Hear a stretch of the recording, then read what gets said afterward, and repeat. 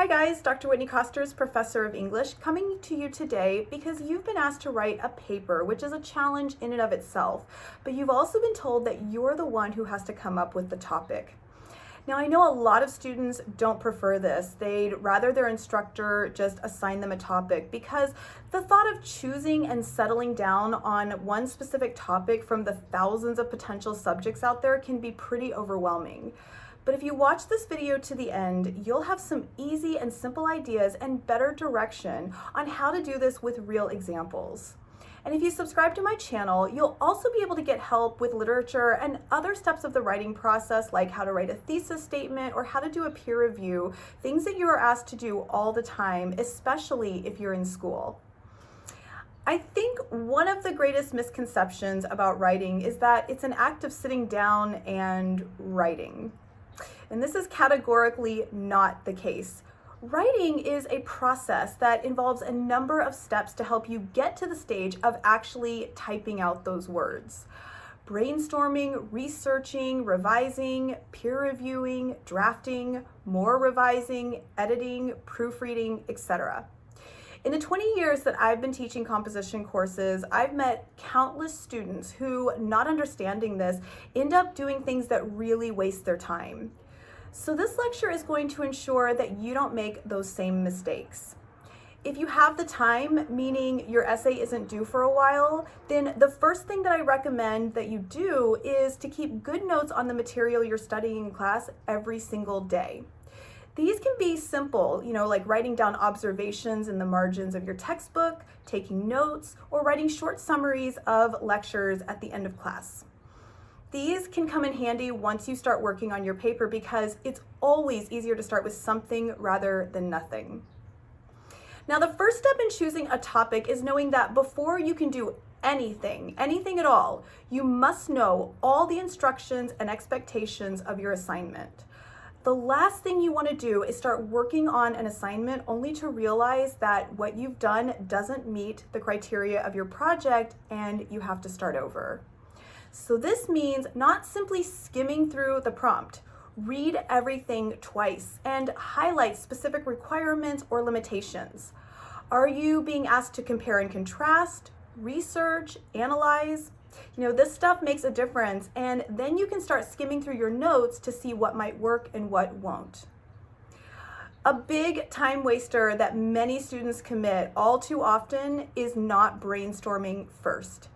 Brainstorming should be your second step, as this is where you start to make lists of ideas or issues that have been covered in your class.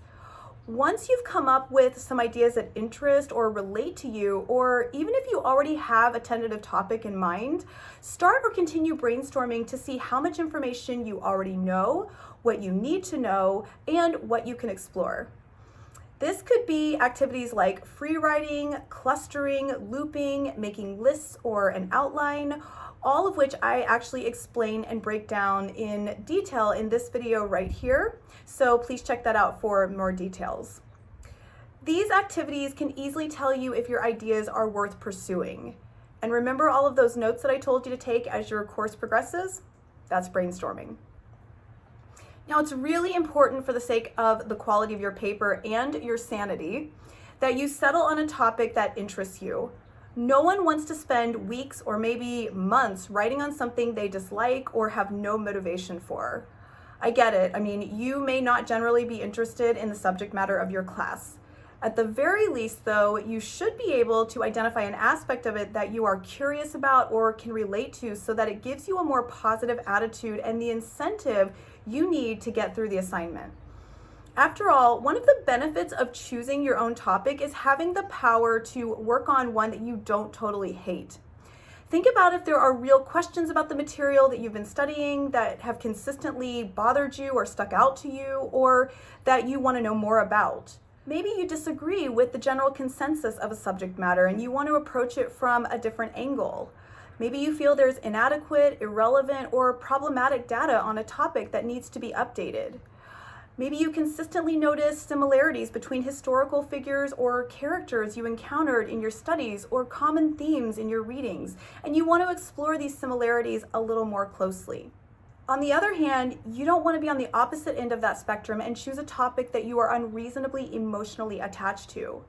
When you research and analyze, there will always be some bias, but you have to be able to approach information with tolerance, logic, open-mindedness, and objectivity, because responsible research means you investigate and consider what a variety of sources have to say about your topic, not just your stance on it.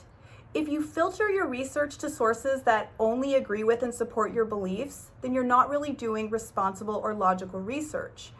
And learning, remember, is all about how we process and use new knowledge. So if you're so emotionally connected to an argument about a topic that you're unwilling to be open to any difference of opinion, then that's not the topic to choose. Along with not brainstorming, I think one of the biggest mistakes students make is starting their paper without doing the proper preliminary research. And this is a major time waster. Ironically, many students think of a topic that sounds interesting to them and then begin to write their essay without really looking into whether or not that topic is suitable, relevant, or feasible. Remember, topics do not exist in a vacuum. Firstly, before you start writing, you need to see what sort of resources are even available on your topic. You certainly don't want to commit yourself to a topic if there's not much said about it. After all, unless you are going to create most of the quantitative and qualitative data that you need to understand your topic, then you'll need to seek out another angle of this topic that you can find more information on. At the same time, you don't want to write on a topic that's been done ad nauseum. There's absolutely no point in repeating what others have already said. In your preliminary research, see what other scholars and people in general have been saying about your topic, what data exists already, and which keywords continue to show up in your research. How do people tend to approach your topic, and why do you think this is? Ask yourself how you can contribute, add to, and/or challenge these findings. Now, choosing a topic will be a process of starting off very broadly and then narrowing it down to something that you can adequately manage. You always have a starting point, no matter what. Whether it's a massive subject matter like American history, an interest you might have like fast fashion, and this is the one that is probably most applicable to many of you, the class you're writing this paper for in the first place. So while these contexts are very, very broad, they still give you the direction and structure you need to start narrowing things down. And the idea is that you will continue to narrow down your topic until you arrive at one that is intriguing, manageable, and will allow you to pursue new knowledge. If you're at a total loss, one suggestion is to look through the course objectives on your syllabus. Remember, these are objectives that you should meet by the end of the semester. So let's say you're in a course on the short story. One of your course objectives might be to evaluate the short story from a variety of critical perspectives. That tells me that this is something you've been learning about all semester. So perhaps your topic is as simple as comparing the different interpretations one can have of a short story by reading it from 3 different critical perspectives and arguing for the most compelling one.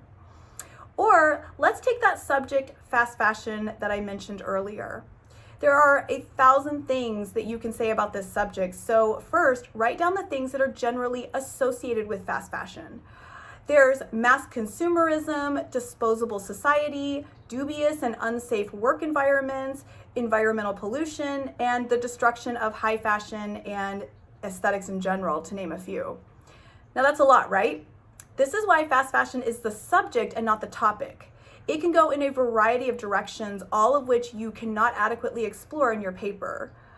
Remember how I said we're just going to keep narrowing things down? So let's choose one association from our list. Let's select fast fashion and environmental pollution. Now, only you'll be able to determine what type of topic will best suit the parameters of your assignment. Are you working on a 5-page paper or a 25-page paper? Are you being asked to inform, argue, persuade, compare, and contrast? Who is your target audience? Details like this are going to drive how broad or specific your topic will be and how you will approach it.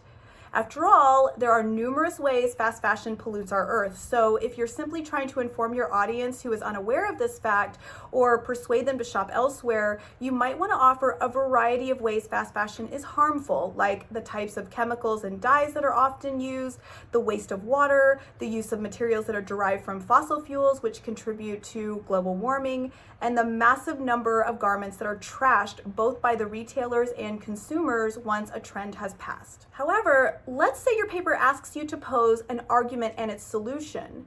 If that's the case, arguing that fast fashion is harmful to the environment isn't all that debatable, right?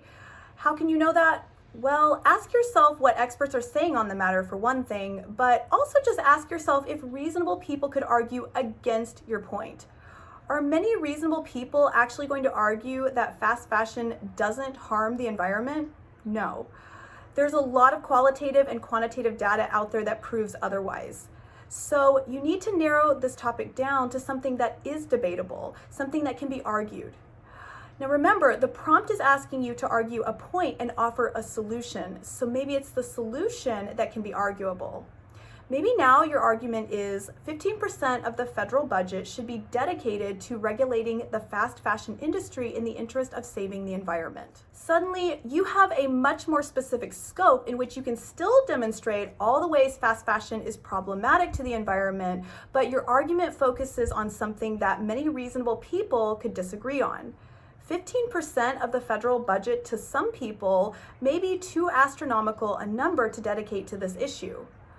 And now you know that part of your research is finding out how the federal budget is currently broken down and managed, stats and numbers of how fast fashion impacts the environment, how this 15% should be used, and what such a percentage of the federal budget could do to stop or at least minimize this problem. No matter what, when you choose a topic, understand that it must have potential for new discovery, even if that discovery is new only to you. The whole point of education, like I said earlier, is to critically evaluate existing information and pursue new knowledge.